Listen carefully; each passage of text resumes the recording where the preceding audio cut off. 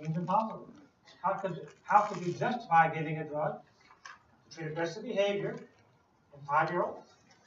5-year-olds don't have schizophrenia, but they can be aggressive. How could someone justify it? You might think of a situation in which this would be not only justifiable, but really necessary. They're a danger to themselves or others. So if your 5-year-old child thinks it's fun or interesting or who knows what, to choke the baby sister until they turn blue but not quite dead, and so you fuss at them, you maybe spank him, so the next night he waits till you go to bed before he does it. Either that child has to be removed from the family,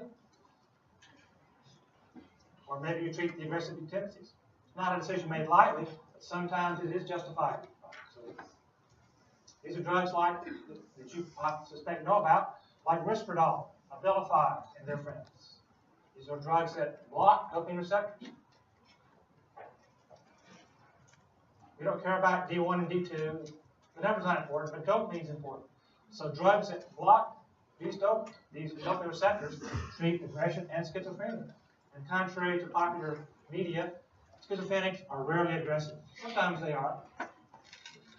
But that is not part of the definition of schizophrenia. Everybody have a clear thing? Easy question from last time. Why is it easy? Because everybody likes caffeine. Not everybody, but most of you. So give a shot at it. It's a lot simpler. Wake you up, get the pepper going, get one right to start off the lecture with. It'll all be good.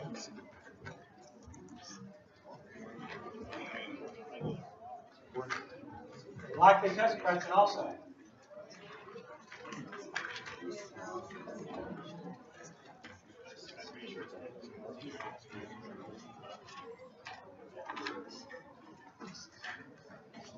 So it doesn't block dopamine. We talked a lot about dopamine last time.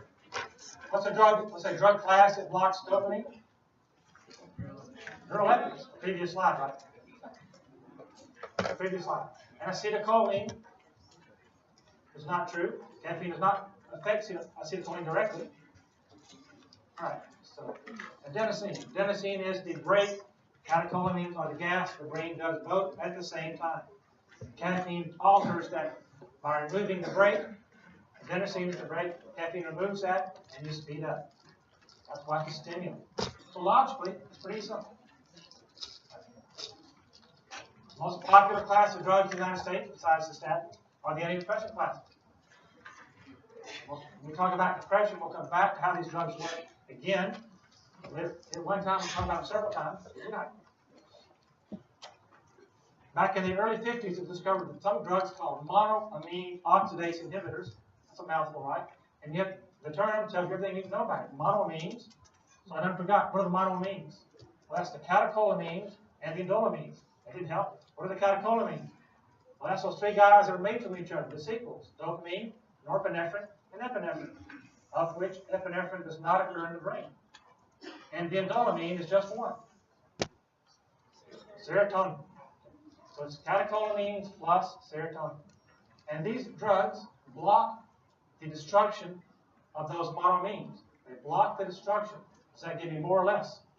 It gives me more. So there's a way to make the body have a higher effective amount of monoamines. That's all the catecholamines, dopamine, as well as serotonin. Right? So that was discovered. And it turned out that these drugs really, really help depression. And for the last 70 years almost, these drugs have been the mainstay of treatment of depression. Are they perfect? No, of course not. Do they all work? No, they don't. But it's still the mainstay of treatment. And pharmaceutical companies are tweaking madly these molecules, trying to invent a new and better and more effective and safer antidepressant drug, because the market is huge. What percent of people in this classroom will be diagnosed with depression at some time in their life? What is the incidence of depression in the population? It's 19%. That's really high, right? So if you got 400 million Americans, 19% of those buying drugs for years, that's a lot of money. You're a drug company. So the push to invent these drugs has been fierce. How do they work again? Against monoamine, it is this It's a cellular monoamine called MIOB, and it's this pink thing, and its job is to destroy these molecules. And selegiline is an antidepressant because it blocks that agent, and so it prevents the destruction of serotonin and norepinephrine. What are the side effects? It blocks the destruction of all of these. Epinephrine occurs in the body. It blocks the destruction of epinephrine as well. Therefore, you have too much epinephrine. What kind of side effect might that be? What do you know that epinephrine, adrenaline, does? What? Agitation? So, no, that's an indirect effect. But the direct effect of adrenaline, Jerry, it's more serious than that. High blood pressure is the answer. When you got high blood pressure, you take these drugs, your blood pressure goes to the roof, and you have a stroke, and then you die. So it has issues. They aren't perfect drugs, right? We need drugs that are more selective, drugs that affect just some of the monoamines. We need a drug that does not affect epinephrine. Would that be safer? If you're a drug company, say, let's get to work and invent one. And so they did. They were called tricyclines back in the 60s. So for about 10, 12 years, for this class of drugs. Been around and still on the market, still very, very useful, still highly effective. And they notice they affect norepinephrine and serotonin. And dopamine to a slight amount, but not really epinephrine. A big advance. Much safer to use than the monoamine oxidase inhibitors. They block the reuptake. Reuptake inhibitors. I know about reuptake inhibitors. I've heard about those drugs already. They're called SSRIs. So the tricyclic drugs in the top category were useful, they're effective, but they had more side effects than desired. Could we have a drug that just affects serotonin? Get the same bang for our buck with treatment efficacy, but a safer drug? Sure. And they're called the SSRIs, the selective serotonin reuptake inhibitors. Again, it's a mouthful, but a common enough word. These drugs are such a common use in the United States. So everything. Now, these categories all work about the same. They all have the same efficacy, but safety is the driving force. We'll talk about that. When we talk about depression, we'll talk about choosing antidepressants. How we choose them. It's also a clue, right, to depression. If these drugs, which were found accidentally to improve depression, they raise monoamine levels, does that imply that depression is somehow related to too little monoamine activity? So we actually discovered anyway, the underlying feature of depression by accident by the effect of drugs on depressed people. By accident. We did a bunch of drugs, tried on people with various diseases, see who responds. Those that respond, maybe that's the mechanism for the disease. Isn't that kind of embarrassingly non-scientific? It is. That's how it works. That's how neurology works for the most part. Maybe we'll change in the next 50 years. Become a bit more scientific. It's called empirical. Fancy word, right, for try and see. Another class of drugs is very common. The next most common class of drugs are the anxiolytics. I love this word. I just love this word. Anxiolytic. Sounds fun to say. So everybody try it. Anxiolytic. Isn't that fun? Don't you feel better? So just saying the word makes you feel better. It's like a Zen treatment. What is anxio? Well, anxio must be anxiety. Got that. What does lytic mean? Lytic means to destroy. They destroy anxiety. Okay, it's anti-anxiety drug. That'd be good. I'm nervous sometimes. Almost never. But maybe you're nervous sometimes. And taking a drug, maybe you're nervous all the time. And it interferes with your life. It interferes with your relationships. Maybe these kind of drugs would be beneficial. We need to turn down the nervous system. Anxiety, you can imagine easily, is too much activity. You think too fast. You move too fast. You worry too much. You just can't shut it off. You can't go to sleep at night because you can't turn down the voices, the internal monologue in your head. You can't shut it up. So somehow we turn down the nervous system. This is conceptually easy to understand, I think. And these drugs are going to affect which channel? Which channel we talked about, it turns down nervous system activity. Chloride. So all these drugs, the majority of these drugs affect chloride channels. They increase or decrease chloride conductance. Increase or decrease. Are they chloride channel agonists or antagonists? Agonists. So you use these words over and over again, it will become easy to learn, easy to use. And the major class of these drugs are the benzodiazepines. It's a horrible word. I didn't invent this. Benzodiazepines, named after its chemical structure, therefore hard to remember. But examples of these are widely used, widely sold under the counter, shall we say, in high schools. This is Valium, Ativan, Razepam, Midazolam. It's got many of these because this drug class was a big hit. And so pharmaceutical companies spent a lot of money, a lot of time inventing new and better, at least different, and marketable and patentable benzodiazepine-like drugs. If someone's having a long seizure, long convulsion, if the convulsion goes on for longer than 30 minutes to an hour, the convulsion itself can be fatal. So people die, children and adults both die of long convulsions. If we had some way to turn off the nervous system, we could stop the convulsion. This class of drugs would work, right? In fact, this is the drug of choice. This is what ambulance crews carry an EMT or nobody EMTs. This is the drug that they get when they arrive on the scene and a person's been seizing for, by a story, 45 minutes, 50 minutes. You've got to give this person Valium or Valium-like drugs. Is that clear why they work?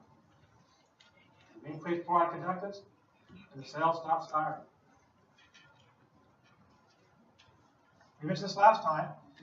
The fact that these receptors have a receptor site, a benzodiazepine receptor site, implies that evolution, either knew Valium is going to be invented and prepared for it, which seems impossible to believe, or that Valium that we invented in the drug lab mimics a natural Valium. In other words, the brain makes its own Valium. It must, right, because there's a receptor site for that drug. And the question is, displayed here, what is the brain's natural Valium? Allopregnanolone is the answer. Allopregnanolone. That chemical structure, nothing about the structure, is what kind of structure? Does it sound like pregnant? What kind of drugs are pregnant drugs? Big class of these drugs, these are steroids. So this drug is a steroid. A steroid. So Valium is a steroid? Yes, it is. That's important in understanding how it works pharmaceutically, but that's not part of class. Question so far? Pause for question. Good.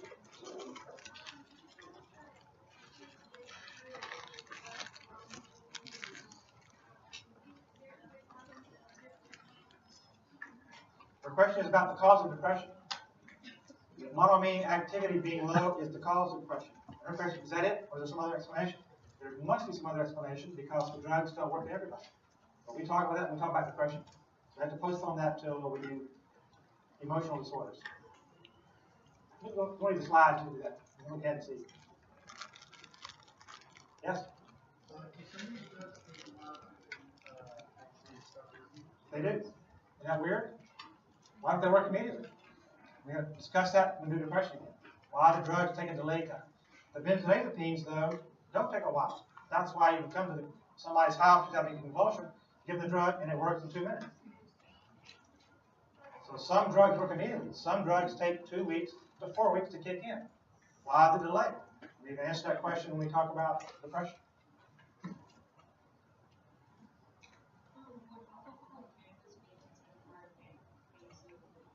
What alcohol do it?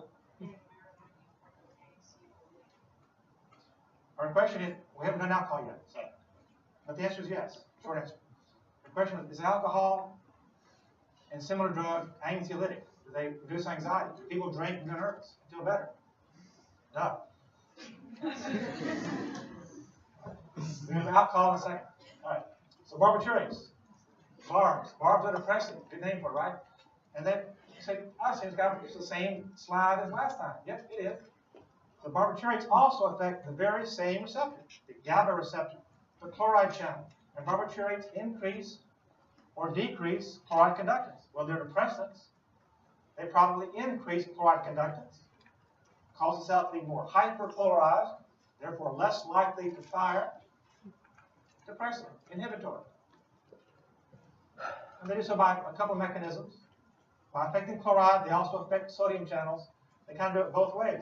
That means probably if they have 2 mechanisms, both of which make the nerve cell less likely to fire, I bet you these drugs are really potent. I bet if you took enough of them, you could be comatose. Yep. In fact, barbiturates were used for sleep a long time ago. Used for sleep a long time ago, but they stopped using for sleep because why?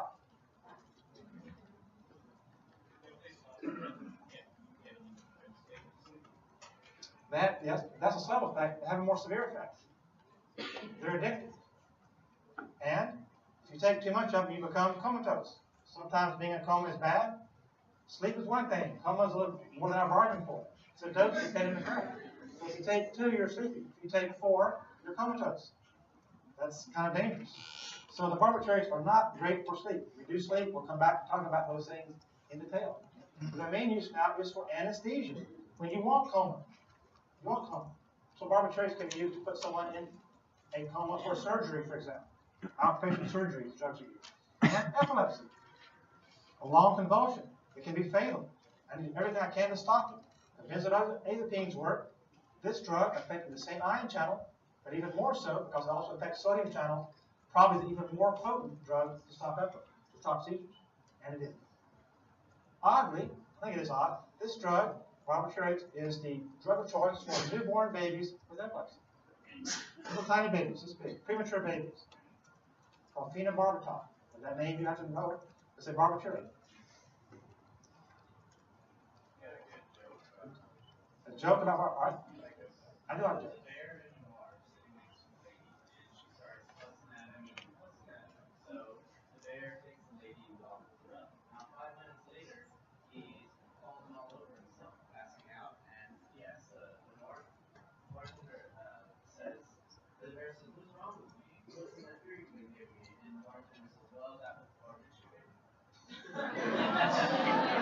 Barbiturate.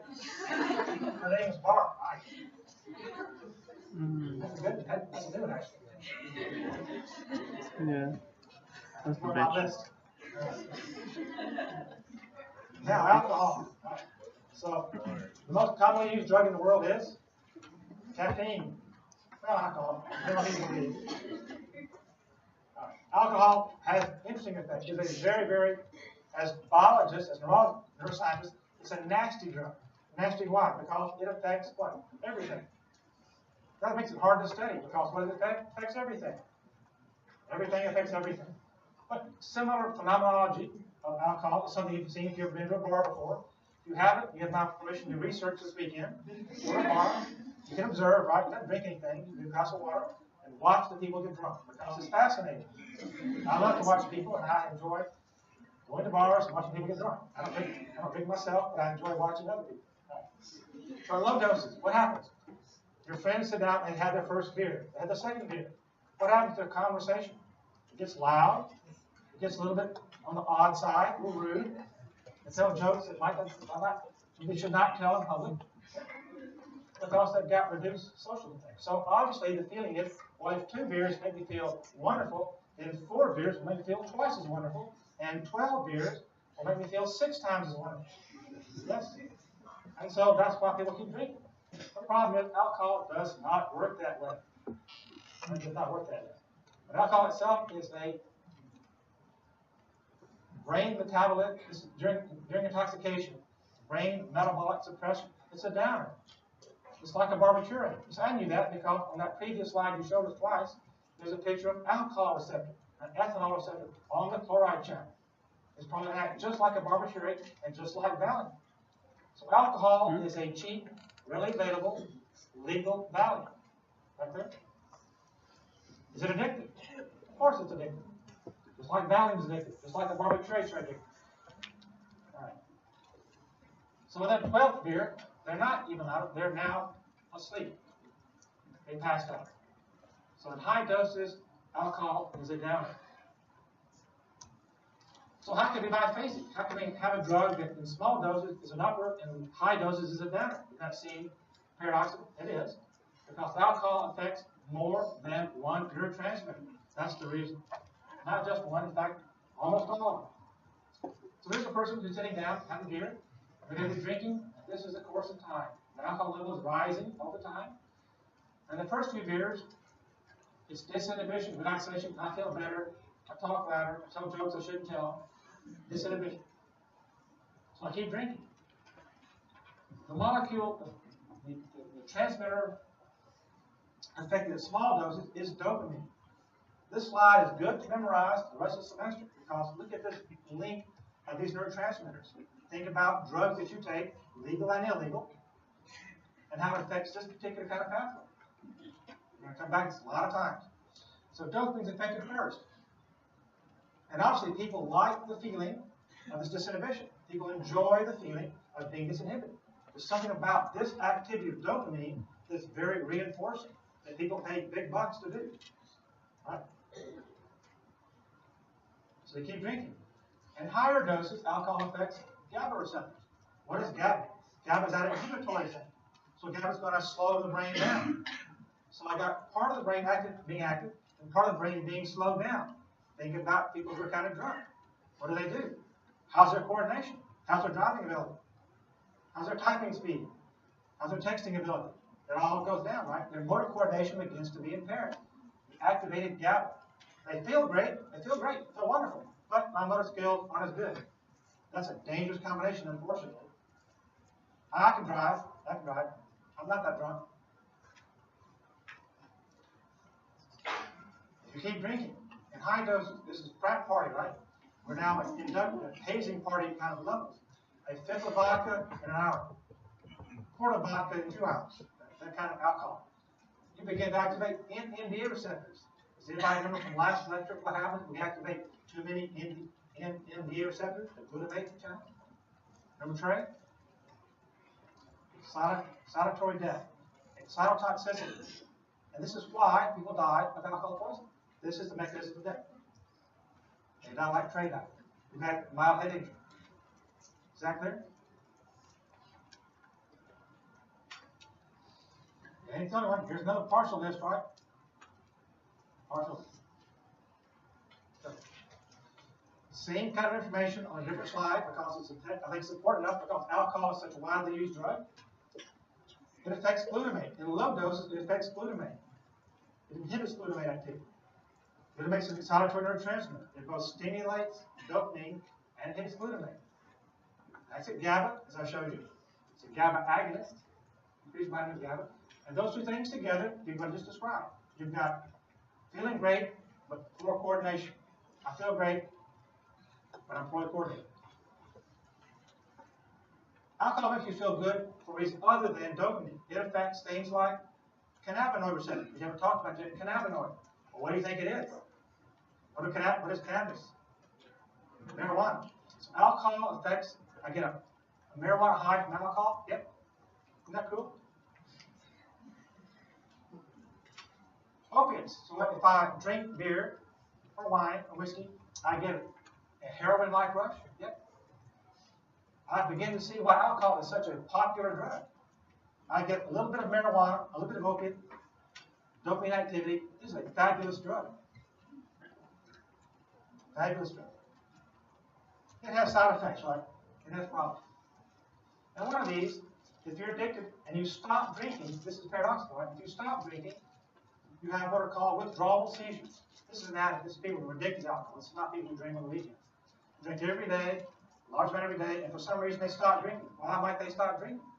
Suddenly, they run out of money. Not good. What else? Pregnancy. Well, if they're strong-willed enough, well, they can put in jail. Hard to get beer in jail because it's very expensive in jail.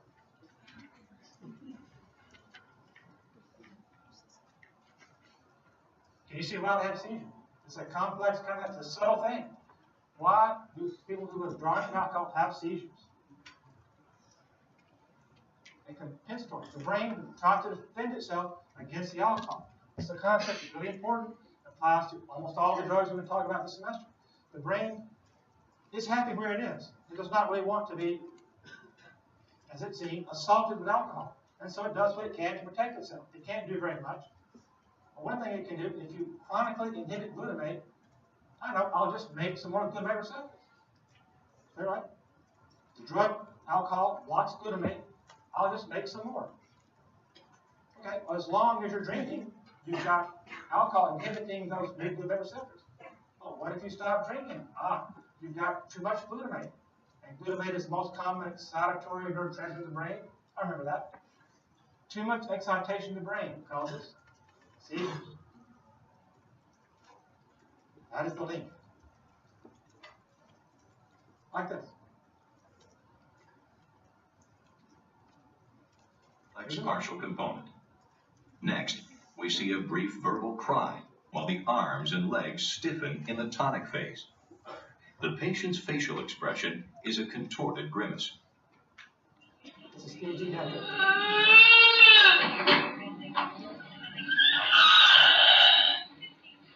Okay, you're okay. You're okay. The tonic phase lasts approximately 15 seconds and then transitions to the rapid arm and leg jerking motions of the clonic phase. You say, I've seen this before. Clonus continues for 20 seconds, gradually calming as the patient makes gasping automatic movements with his mouth and throat. On the patient's EEG, the epileptiform activity starts in the frontal region. The activity spreads bilaterally, and the EEG is masked by muscle and movement artifact. Look at the brainwaves now. Here we go. The brainwaves are shut off. The brain EEG is flat. See that? Begins to recover, but it's flat. That's an alcohol withdrawal seizure. How about the chronic effects of alcohol? It's probably bad for neurons, right? We activate too much NMDA receptors and other things. It causes death of neurons. So here's an example on the top. The normal brain is in a sagittal view, horizontal view, coronal view. Again, from the front. So the top of the head is the top of the slide. And the left ear, right ear, right ear.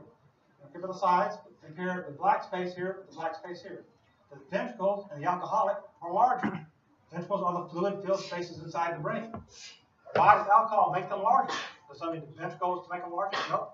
It kills the brain cells and glial cells, neurons and glial cells, and the ventricles expand to take up the space. So it's called atrophy or loss of tissue, and ventricles compensate by increasing their size. It affects white matter in ways you don't care much about. So if that happens in your family, it happens to you, happens to your son, and they stop drinking, which is hard to do, but if that succeeds, the question on your mind should be, can they recover? Is this reversible? And the answer is partial. Of course, it depends on how severe it is. So in a month's time, they're just a month apart. Scan one, they don't drink for a month, their brain volume has improved by almost 10%. That's a big chunk of brain volume in a short period of time. It's better. It gets smaller, brain gets larger. Same information. It especially affects the cerebellum and the frontal lobe. This is much we'll talk about the cerebellum and the frontal lobe in some detail. The cerebellum is involved in coordination. The frontal lobe is involved in decisions. Should I drink or not drink? Should I do this or not do this? Should I pay my rent or go get some beer? Or have enough money to vote? Which one should I do? You make the wrong decisions too often because of toxic effects of alcohol. These are chronic effects, long-term chronic effects of high doses. So don't misunderstand me. A beer or two on the weekend is not going to produce these changes. Chronic consumption at high doses will. Questions?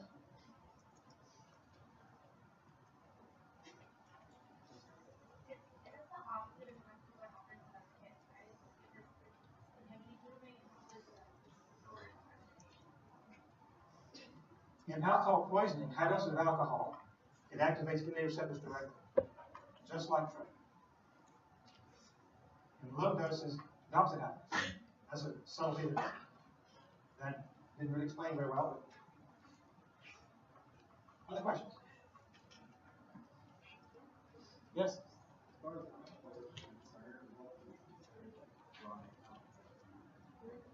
How much can you drink safely? It depends on who you are. In other words, there's some people who can drink huge amounts and not have any effects. Other people can drink a fifth of what that amount was and have these effects in spades.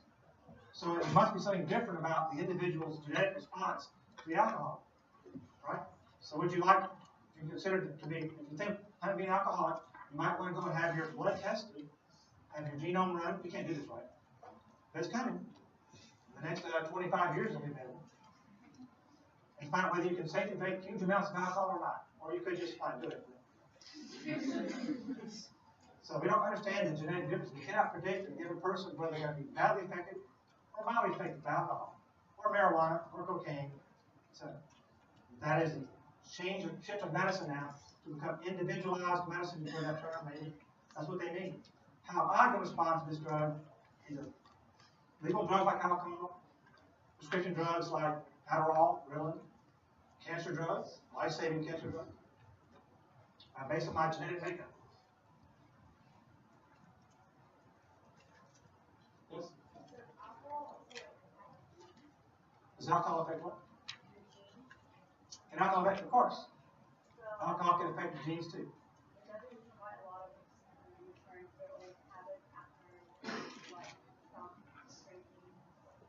So when people who have been alcoholic, get off alcohol, and 10 years later go back on it again, that's what we're going to do that later this lecture.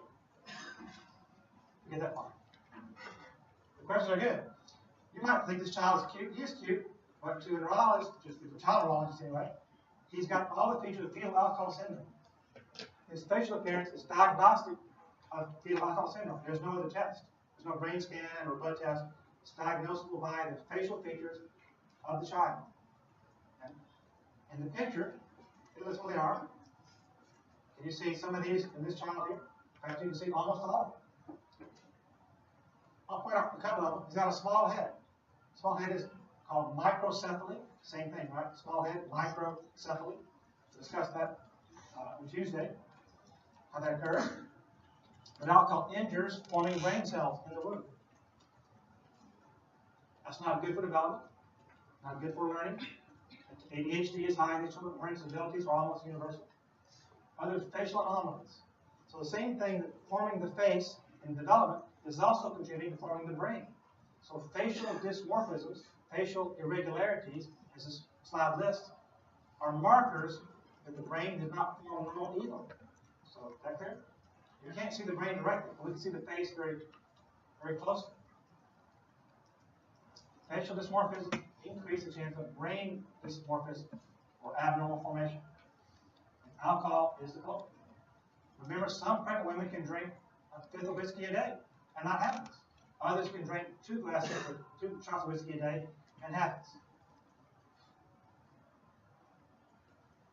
Right now, it's unpredictable as to what women will have what kind of outcome. So, what's the safest thing to do? If you can't, don't drink.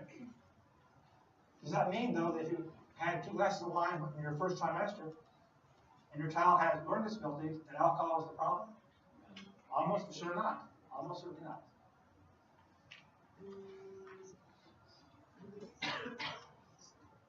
And doubtless some levels of alcohol are safe in children. So, nope. Now, a third question.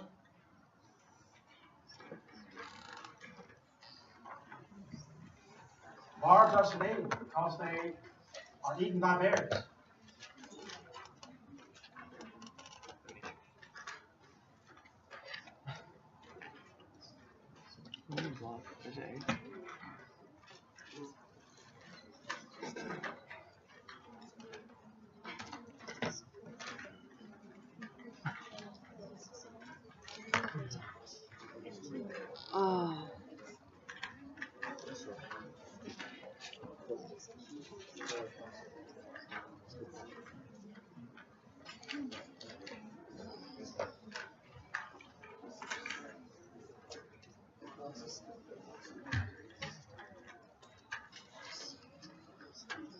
Very good. Increased chloride conductance. If they block chloride channels, that would cause the cells to be depolarized, more active, and they would be excitatory.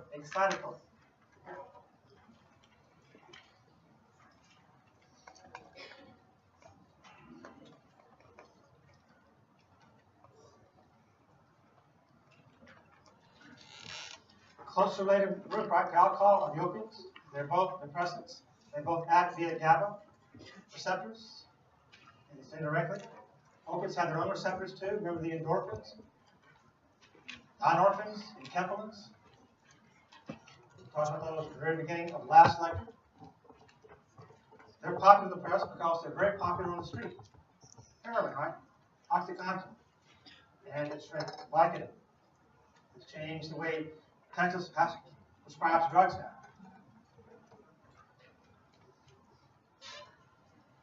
Cause of death in heroin overdose is why do people die? They suffocate. They stop breathing. That means easy to treat, easy to prevent if you get there in time. We can breathe with people for a long time, and the drug wears off quickly. But that period of a couple hours is really important. But what's the most common story we read in the newspaper? What happens? People in their hotel room or in their bedroom at night take drugs, and what happens the next morning? They go to sleep. They go to bed, where no one's observing them, no one's watching, and they wake up the next morning dead. So if you have a friend who's doing this, and you're worried about them, what should you do? Intervene. If you can't intervene because they've already done it, or they're going to do it anyway, don't care about your opinion. And you're a true friend, watch them. I didn't bargain for that. I didn't pay for this. It can be life-saving. If you're not sure, call for help. ER will watch them.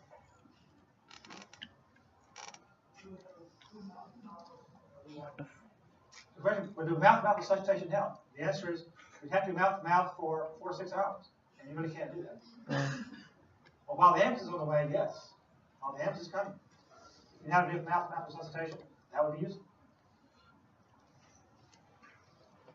Okay. So that's a big problem. Make sure you know the cause of death, if you're considering such. They affect the limbic system. The limbic system affects emotions. You say, I bet they affect emotions in a positive way. Because I bet that people who take these drugs say, I feel better. I feel wonderful. I feel ecstatic. Of course, these drugs were invented for the bottom category, for pain control. Not invented for emotional tweaking. They're not invented for getting high to feel good. Stocks can do that sometimes, but they're invented for pain control. If you're a pharmaceutical company, would it be nice to have a drug that affects just pain on the bottom and not the other categories? Not respiratory drive on top, and not emotions. Would it be nice to have a just pure pain-killing drug?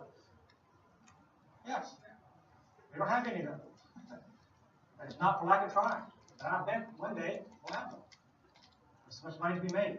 Imagine a drug that controls pain that's not addictive, that really, really works. What is the most effective drug to control pain ever invented? Anybody know? No? Not most effective, most potent. The best working. The answer is morphine. Morphine. Now we'll discuss that with you pain. The opiates. If you want to make your own morphine, how could you do it? Grow your own plants. Is it legal to grow your own plants in Texas? Can you have a garden in the back next to your cannabis plants? And you have poppy plants, or would the police come back on your door? 90% of the world's opium comes from blind. What country? So these molecules, this morphine, derived from poppy plant, binds to part of the brainstem called the locus coeruleus. So wait a minute, replay locus coeruleus. I've heard that somewhere before. Like last time, we talked about locus coeruleus, I can't remember what it is. It's the blue spot. Blue spot. The site of synthesis of something. The LC, the locus coeruleus, is where what is made? Norepinephrine. Norepinephrine. One of those neurotransmitters affecting the entire brain, controlling mood. That makes sense. I can go for that. And the periaqueductal gray, what are those? Peri around aqueduct, wherever the aqueduct is, the center of the brainstem. Right. This is where pain modulation occurs. So, LC, locus coeruleus, involving emotional control. That's one of the arms we talked about in the last slide. And the periaqueductal gray, that's pain control. It affects both. We need a drug to affect just the PAG and not the LC. We got some that are kind of more or less one or the other. That's what OxyContin was invented for. That's why it exists. They try to make a drug that affects more PAG than LC. That's why it exists. All right. Everybody know the origin of heroin? It's just a great story. The Bayer company in Switzerland invented which drug? Aspirin. For pain control. Did aspirin work? Was it a commercial hit? It's still around. For many, many decades, almost more than half a century, it was the #1 drug in the world. Now it's kind of down the bottom. Kind of sad, right? And so they told the chemists, get us an aspirin-like drug.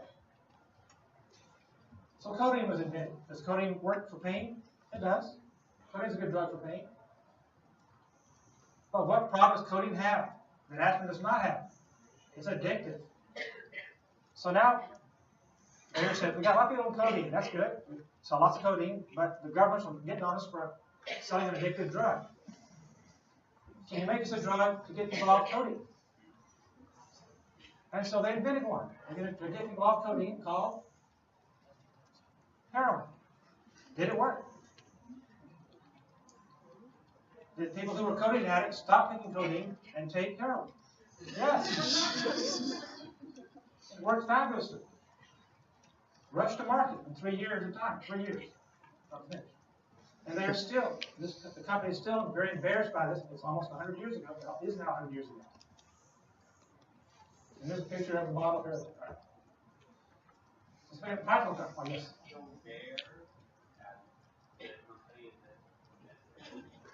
Second? Yeah.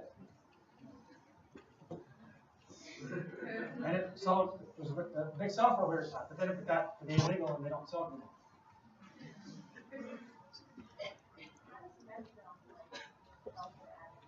We're coming back.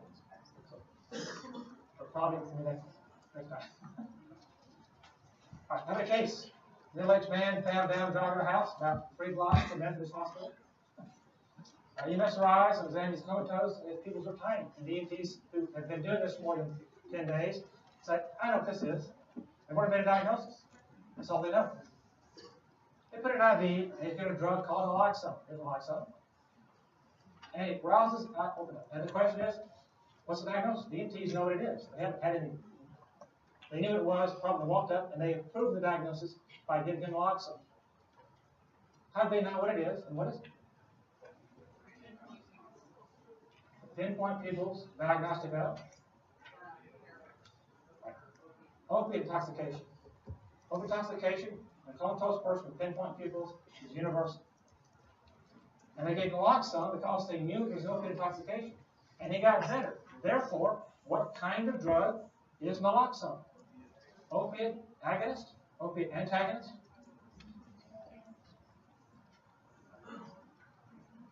He had too much opiate in his bloodstream.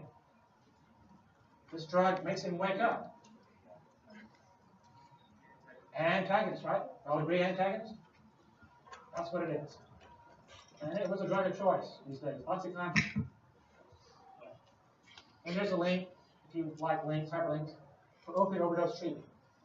It's kind of interesting. Look at these numbers. This is a strange looking graph. You look at it. OxyContin dose, here's OxyContin. Opioid pain relievers, and illegal drugs. What's more commonly abused? More commonly fatal? It's not heroin in blue. It's OxyContin and its friends.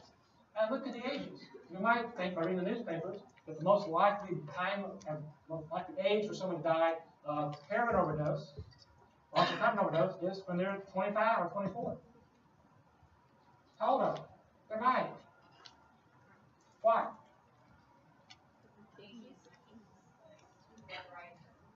Well, that's arthritis make you die from heroin overdose. So it's a higher incidence of pain. People who are in their 50s have more pain than people in their 20s. That's powerful. Say again? That turns out to be true in the media, but not true in reality.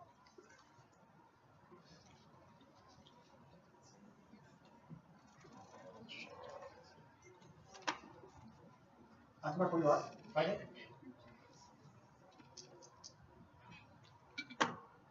I'm coming.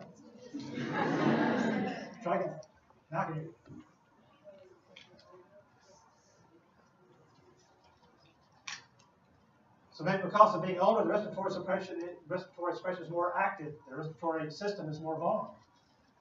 And that's probably true. So there are many reasons, right? Multiple factorial. But still, it is astonishing. And look how it gets better when you get older, right? So it's just being old people. Think about middle-aged life crisis. So we transition to marijuana. We talk about cannabinoids. We have the same conundrum we had when we talked about Valium. Is the brain sitting around waiting for people to discover that smoking marijuana would make them feel good and invented receptors just in case we figure this out, which we did. Or, and more likely, right, is the brain makes its own marijuana and the plants that we smoke activate our own marijuana receptors. And of course, that's the answer. How does THC work? And we identified two, there's probably another one, but these two identified, anandamide and 2-AG. So the brain's own endogenous, the brain's own marijuana are called endocannabinoids. And they have these effects, right? You're already familiar with the effects of marijuana. If you haven't, there's a nice list of them. But I think with Colorado being in the news, I won't go over all this. And most of these things are pleasant. Some things are used for other purposes, like anti-emetic, fancy word for anti-emetic. Cancer patients, you know, have taken this drug legally for decades in the U.S. Why?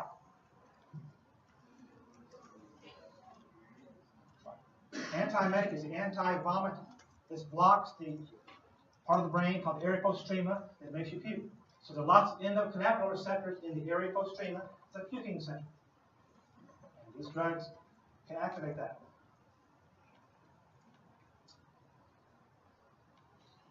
Remember retrograde neurotransmitter idea we talked about when we discussed the gaseous neurotransmitters like nitric oxide and carbon monoxide?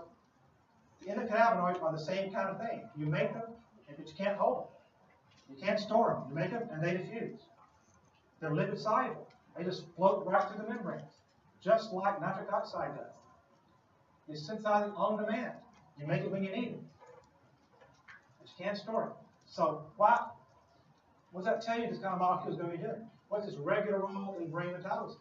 You can't store it, but you can make it on demand. So if an area has got high activity of endocannabinoids, some part of the brain, you know that part of the brain has been very active. Another part of the brain that's got low activity is not active. It gives you a moment-by-moment reading of overall brain activity, region by region. Is that clear?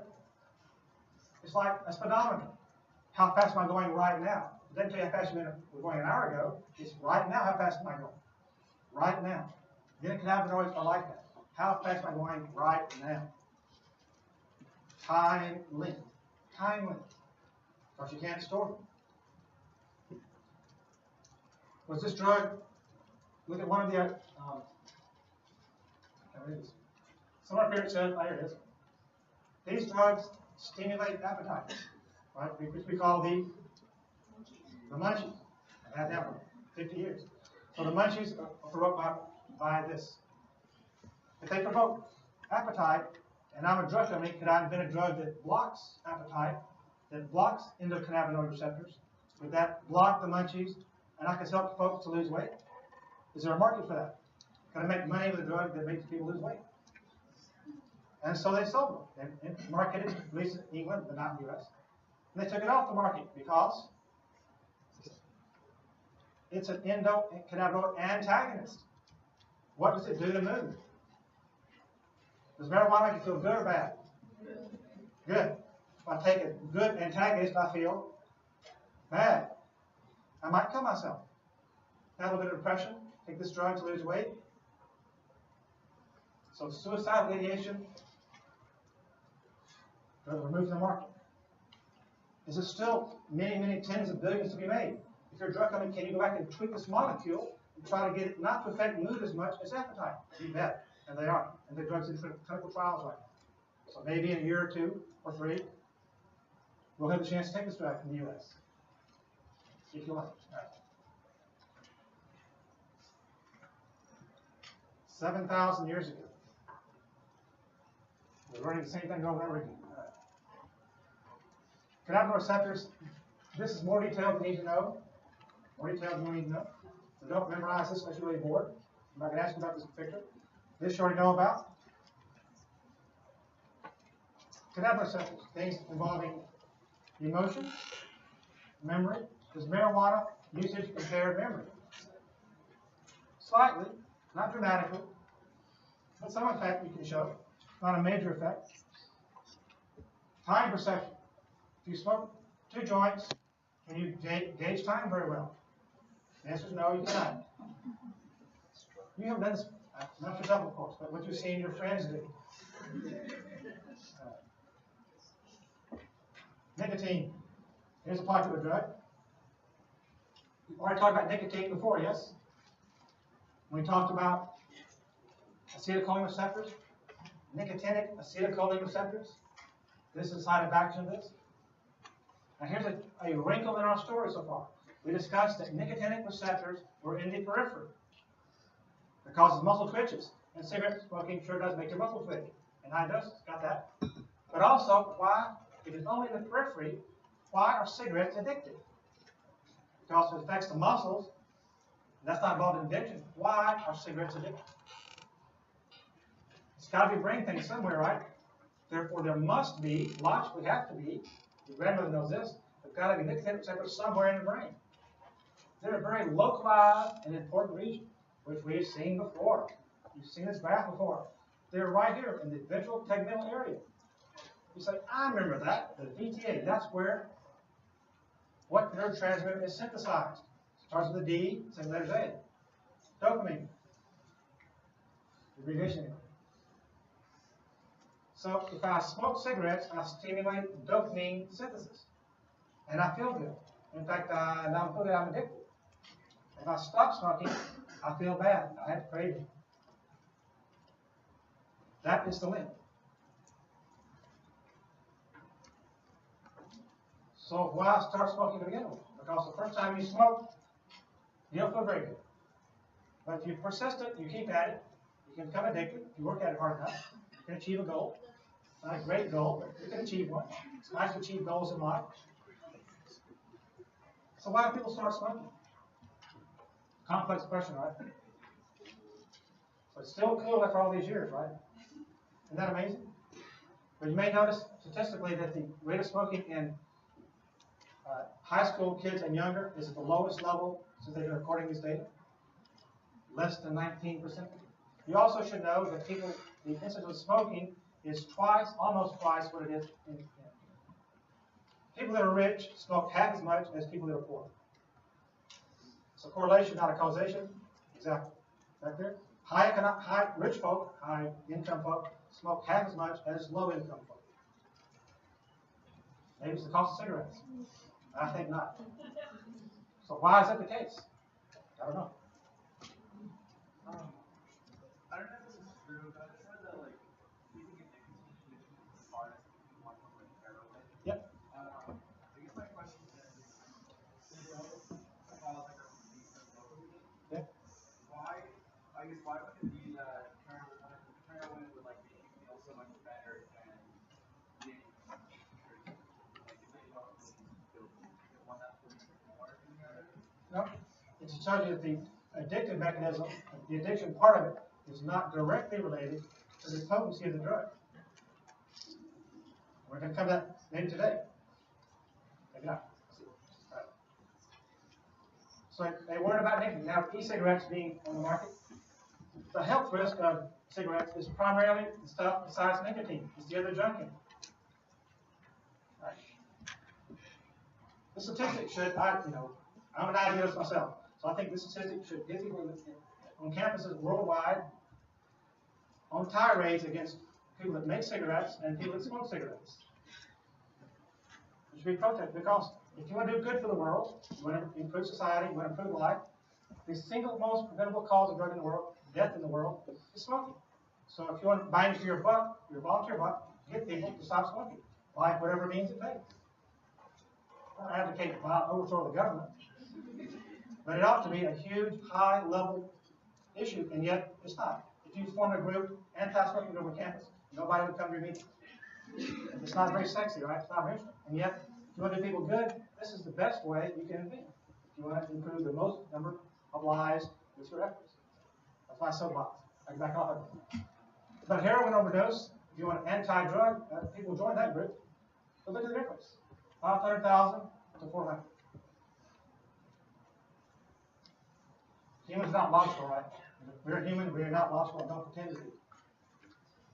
And so we are. All right. His question was, is it really true that nicotine addiction is just as hard to kick as heroin addiction? And the answer is yes. The statistics are about the same, 5% per attempt. Per attempt.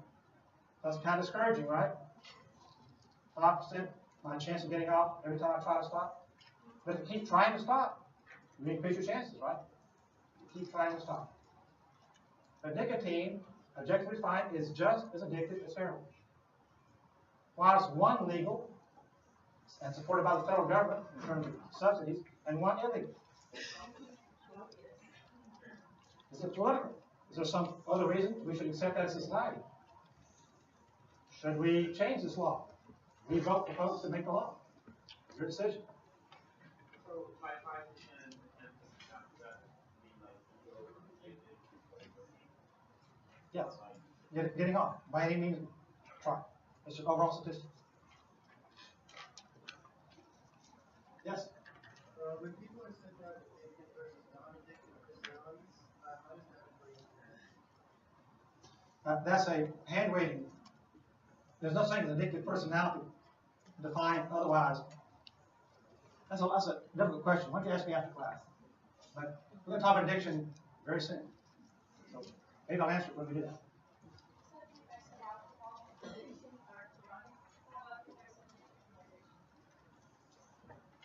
Say that again, I'm sorry. Yes, nicotine too. Yes.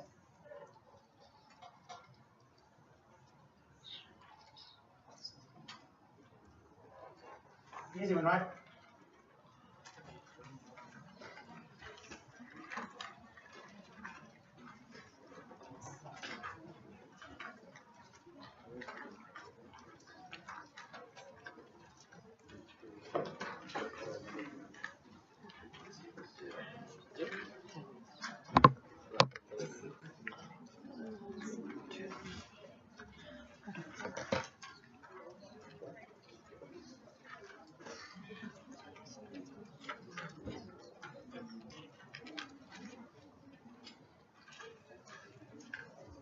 Everybody voting?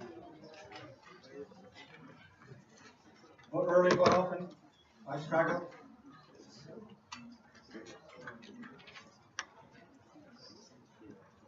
Going, gone.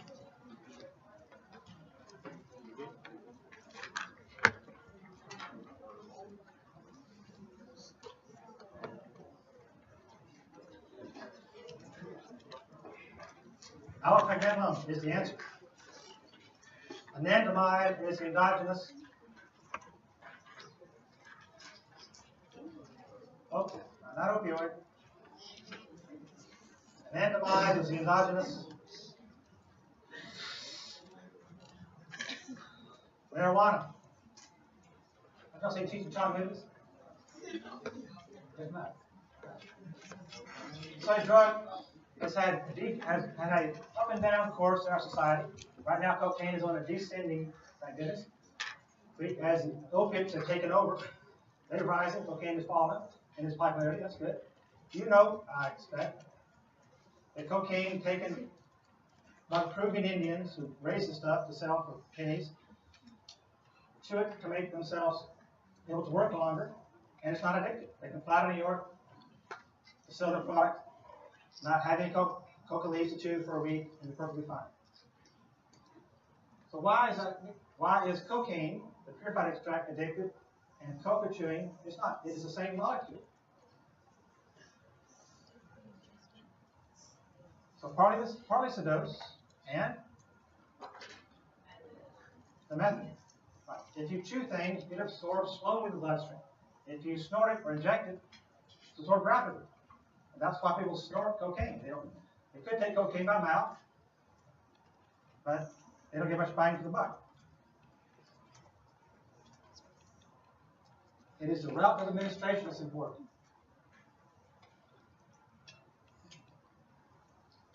This is why drug companies have gone to great efforts, lots of money spent trying to take Adderall, the methamphetamines that they put in pills for ADHD, to make it so that you can't extract it, you can't freebase it. It's non-freebasable,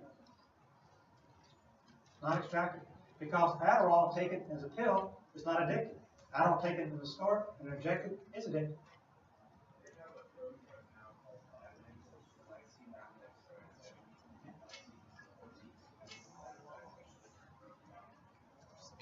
So you can also get the prodrug as a way that it slows down the route of onset of the amphetamine, and that's not addictive.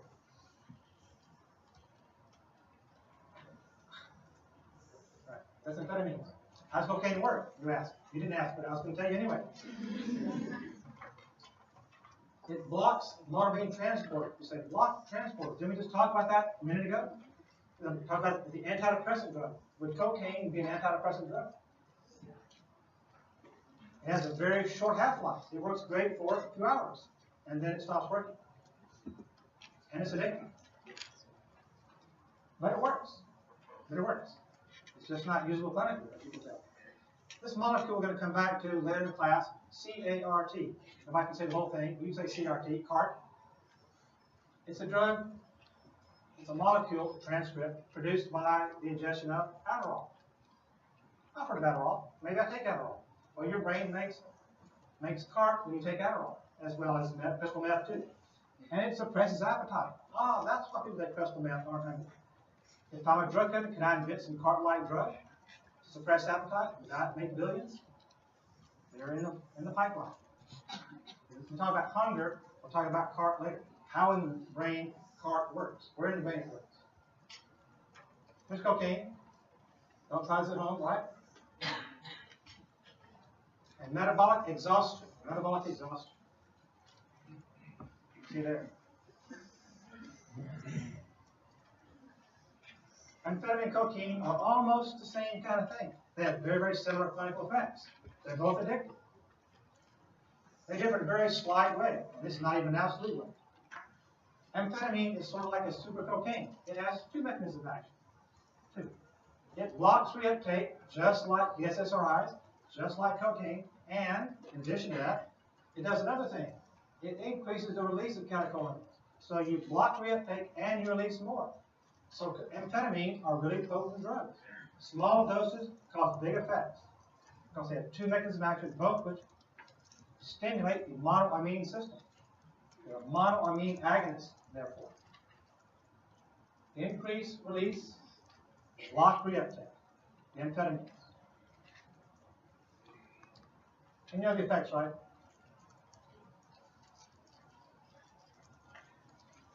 Now, I've mentioned Adderall a bunch of times. Okay. Most people, for some reason, do not know that Adderall is an amphetamine. What plant does amphetamine come from? Can you grow amphetamine in your backyard? You've got opium plants, you've got marijuana plants. Can you have amphetamine plants? The answer is no. Where do you get amphetamine from? East Texas? Where do they get it from? They make it themselves. Meth labs, right? I doubt you know that. You may have one next to your house. You may live in one. I don't know. Very popular, very common, very poorly controlled. It's synthesized, right? It's a synthetic. So how do these drugs work? Here's a version of this. When we talk about ADHD later, we'll come back and talk about this mechanism. How do drugs that are stimulants slow my brain down? You already know the answer, right? Because you know the brain and the gas and rate at the same time. If I'm a stimulant, what am I going to stimulate? To slow down. I stimulate the brake. Oh, okay, that's how it works. I just stimulate the brake. I push on the brake harder. I slow down. So that was not that hard to understand. And we'll do the actual details of this later. A drug that never really caught on, it now increased in popularity, I don't know why. It goes up and down too. LSD is becoming more potent or more popular. It's a very different kind of drug. How many folks do you know are addicted to LSD? Almost zero. How many people are addicted to LSD? I don't mean to take LSD a lot because they like it, but who are addicted to LSD? I don't know of anyone. I've never seen a patient with that.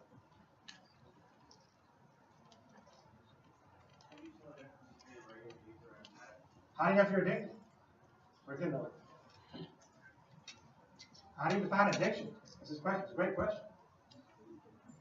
This drug looks very much like a molecule called serotonin. Therefore, it probably is going to have serotonin agonistic properties. It does. The serotonin agonist. And here's an example. It can affect my college roommate and his friend would take LSD about every 3 months. And they were very careful how they took it.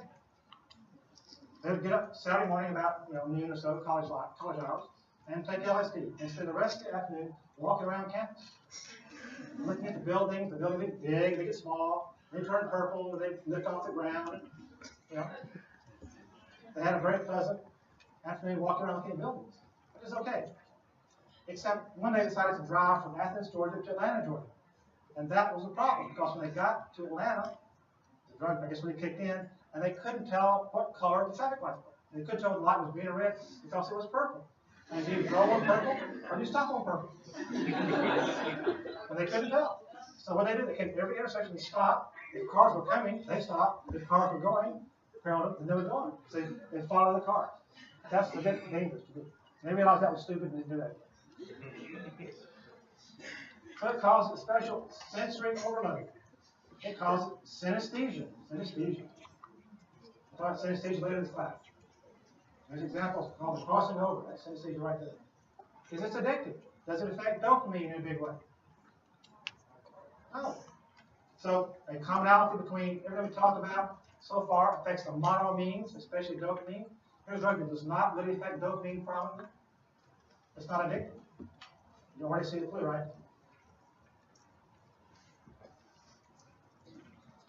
A drug that I hate. If I asked ER nurses at Parkland one time what drug they hated the worst, this was their answer.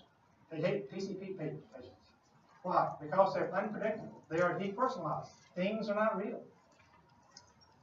A student I remember best was a sophomore at SMU with a frat party. They rented up a bunch of rooms in a hotel near SMU. And it was on the same balcony. It was August, rush week. And it was hot, of course. And the swimmer went down there and said, I'd like to go swimming. And he was high on PCP, angel dust. And he said, of course, I'm too far. I can't, the swimming pool is too far for me to jump. I don't do it, I'll just float down. He stepped off the rail and tried to float to the pool. Because it seemed like he could, but he couldn't. He broke both ankles, that's why I saw it. So he was at that time. It just seems like impossible. And so patients will come in, you can't talk to them, you can't reason with them. So the doctor's on his way, he's coming across the room right now to see you.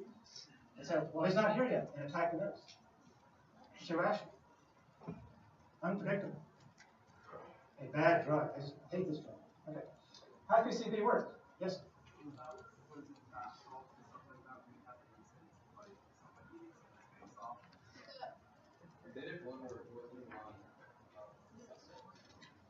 I don't know the answer.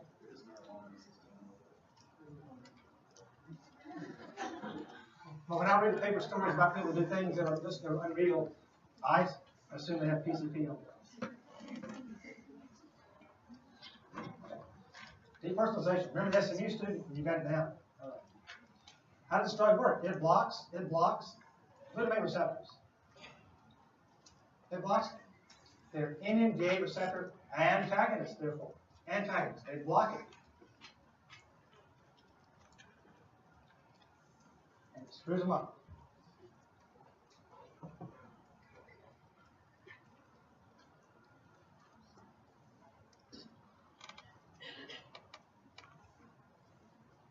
There he goes. All right. Catatonia is the point. Should we do XA to stop? Probably have to stop.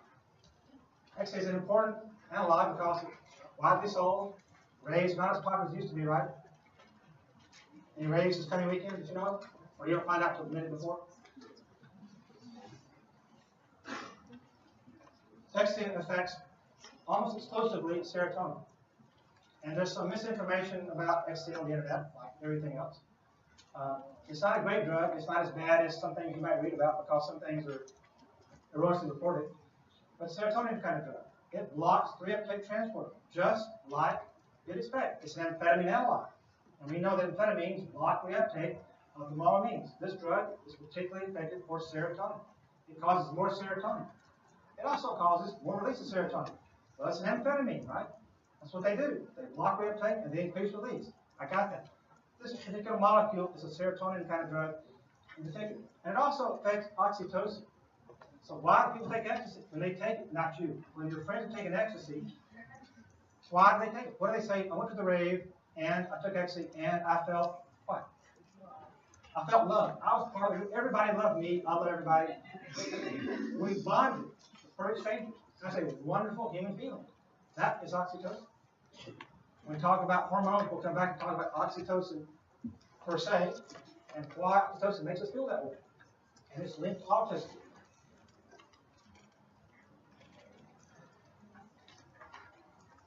We're done. We'll try it next time.